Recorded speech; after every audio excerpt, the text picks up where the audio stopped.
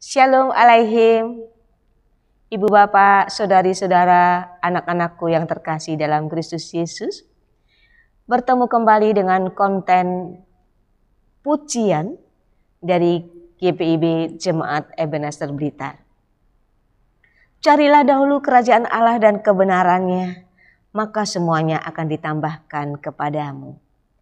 Dan sejatinya ujian tidak menghalangi pujian.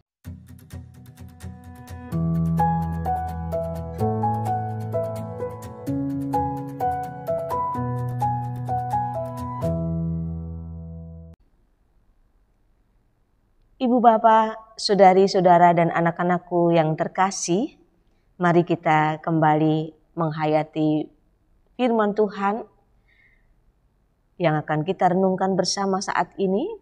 Namun sebelumnya kita berdoa.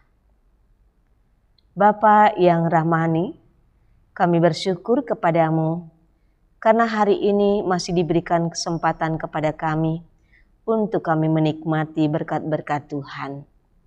Saat ini kami hendak membaca dan merenungkan firman-Mu. Anugerahkan Roh Kudus-Mu membimbing kami, agar kami dimampukan untuk mengerti firman-Mu dan memberlakukannya dalam segenap kehidupan kami. Bersabdalah kepada kami Bapa, kami anak-anak-Mu sedia mendengarkan-Mu.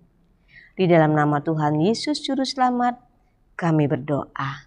Amin. Firman Tuhan yang akan kita baca dan renungkan bersama terambil dari Efesus pasal 1 ayat 10 sampai dengan 12. Firman Tuhan nyatakan demikian. Sebagai persiapan kegenapan waktu untuk mempersatukan di dalam Kristus sebagai kepala segala sesuatu, baik yang di surga maupun yang di bumi. Aku katakan, di dalam Kristus, karena di dalam Dialah kami mendapat bagian yang dijanjikan. Kami yang dari semula ditentukan untuk menerima bagian itu sesuai dengan maksud Allah yang di dalam segala sesuatu bekerja menurut keputusan kehendak-Nya, supaya kami yang sebelumnya telah menaruh harapan pada Kristus boleh menjadi puji-pujian bagi kemuliaan-Nya. Demikianlah pembacaan firman Tuhan. Ibu bapak, saudari-saudara dan anak-anakku yang terkasih, firman Tuhan saat ini berbicara tentang Yesus kepala segala sesuatu. Berbeda dengan kitab-kitab Paulus yang menggambarkan Kristus sebagai dasar gereja, Kristus dalam kitab Efesus disebut sebagai kepala dari gereja yang adalah tubuhnya. Kita melihat bagaimana tubuh kita ini satu tetapi beraneka anggota ada di dalamnya. Anatomi tubuh kita ini. Ada kepala, ada tangan, ada perut, ada kaki. Lalu di dalam kepala itu sendiri ada mata, ada telinga, ada bibir atau mulut. Dan banyak lagi berbagai macam anggota tubuh ini.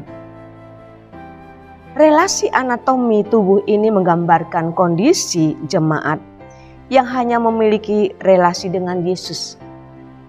Pada bagian kepala terdapat otak sebagai pengendali tubuh, indera pendengar, penglihatan, pengecap, penciuman, serta organ penting seperti rambut, dahi, pelipis, pipi, bibir, gigi, dan yang lainnya.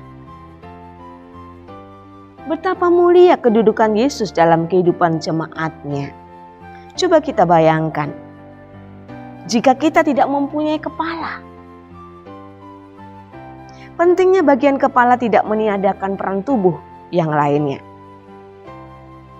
yang berfungsi untuk menopang, melindungi organ dalam saja, melainkan juga organ penggerak.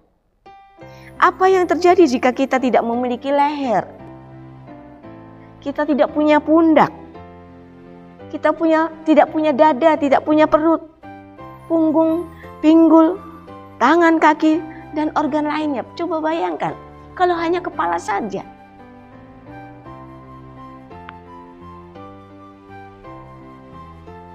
Relasi anatomi bagian kepala dan tubuh menggambarkan keistimewaan dan pentingnya kedudukan gereja sebagai orang-orang pilihan Allah dalam Kristus di tengah dunia ini. Peran utama diberikan agar orang pilihan bekerja menurut keputusan kehendak-Nya. Karena itu Kristus menjadi kepala. Posisi gereja sebagai tubuh dan Kristus sebagai kepala dibangun guna mewujudkan rancangan Allah untuk dipersatukan dalam Kristus sebagai kepala segala sesuatu di bumi maupun di surga. Gereja dilibatkan untuk mewujudkan rencana Allah selanjutnya, yaitu menyatakan bahwa Kristus adalah kepala seluruh ciptaan.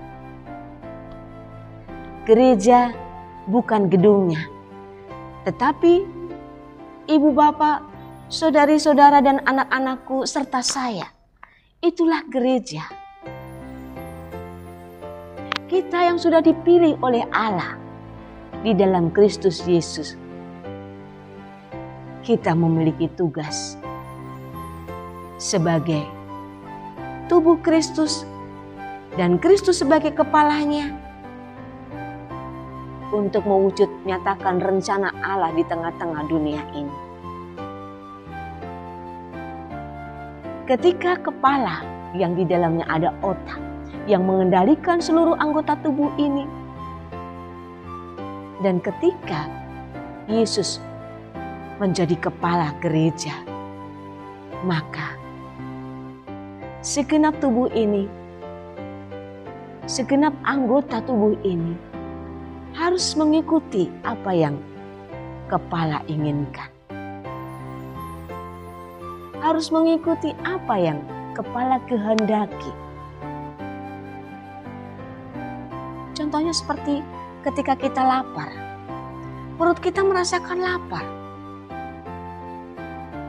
Tetapi kalau kaki ini diperintah oleh otak tidak mau jalan untuk ke meja makan dan tangan mengambil makanan, lalu kemudian menyuapkan kepada mulut, dan gigi yang bertugas yang ada di dalam mulut mengunyah serta merasakannya dan menelan,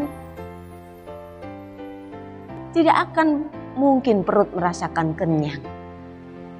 Harus ada kerjasama di antara anggota tubuh ini yang dikendalikan oleh kepala, yaitu Yesus sendiri sebagai kepala dari gereja.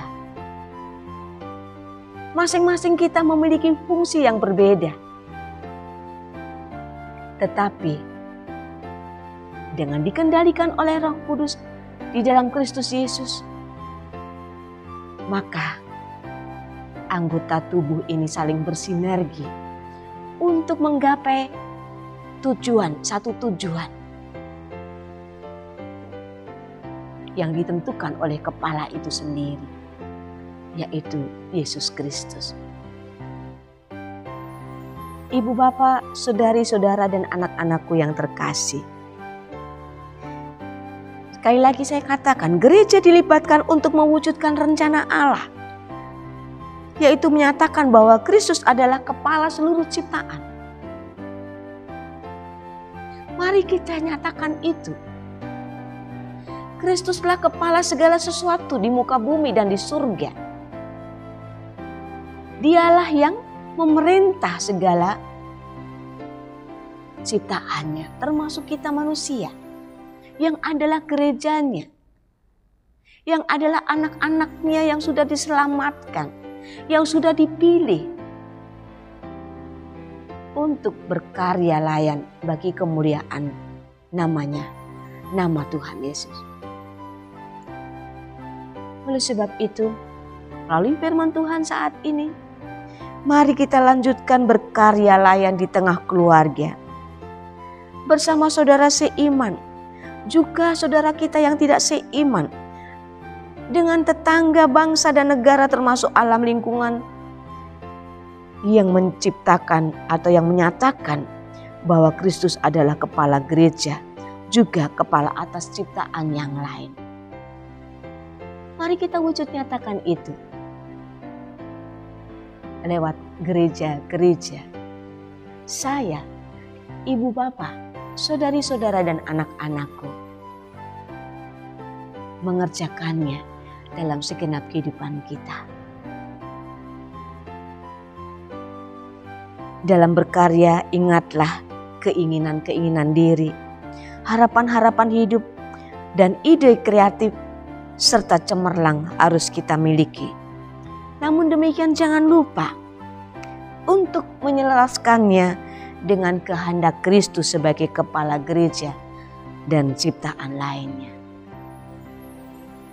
Ketika segala keinginan dalam diri ini, segala rencana kita selaraskan dengan kehendak kepala gereja, yaitu Kristus, maka yakin dan percayalah, gereja akan hadir di tengah-tengah kehidupan bermasyarakat dan berbangsa, menjadi berkat. Kehadiran gereja bermakna bagi setiap orang yang dijumpai di tengah-tengah kehidupan ini. Mari kita ambil bagian sesuai dengan fungsi kita masing-masing dalam gereja ini, agar nama Tuhan dimuliakan. Sesama kita boleh menyaksikan bahwa Kristus memimpin gereja untuk mewujudkan karya dan kehendaknya nyata di tengah-tengah dunia ini. Terpujilah Tuhan Yesus Sang Kepala Gereja, kemuliaannya kekal selama-lamanya. Amin. Mari ibu bapak, saudari-saudara, dan anak-anakku yang terkasih, kita berdoa. Ya Yesus Kristus sebagai kepala gereja, Engkaulah sumber segala karunia. Engkaulah yang telah mengaruniakan kepada kami berkat-berkat rohani dan juga keselamatan yang telah menjadi bagian hidup kami. Kini selaku gerejamu, kami hendak melanjutkan karya layan di tengah-tengah dunia dimanapun kami berada saat ini, yang dipimpin oleh Kristus Yesus sebagai kepala gereja,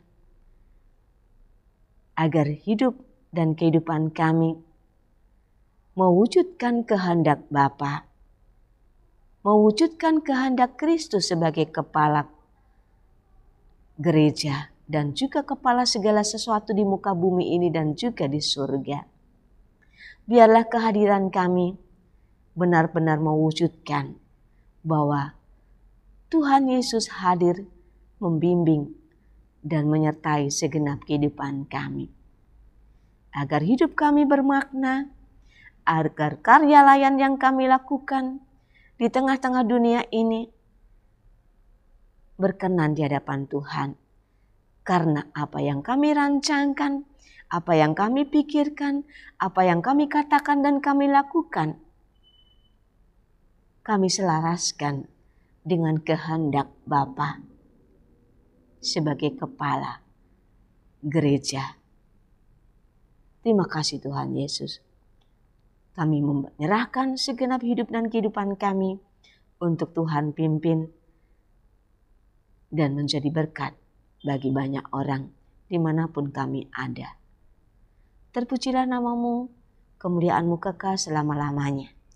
Di dalam Kristus Yesus Tuhan dan Juru Selamat, kami naikkan doa syukur kami kepada Bapa di surga. Amin.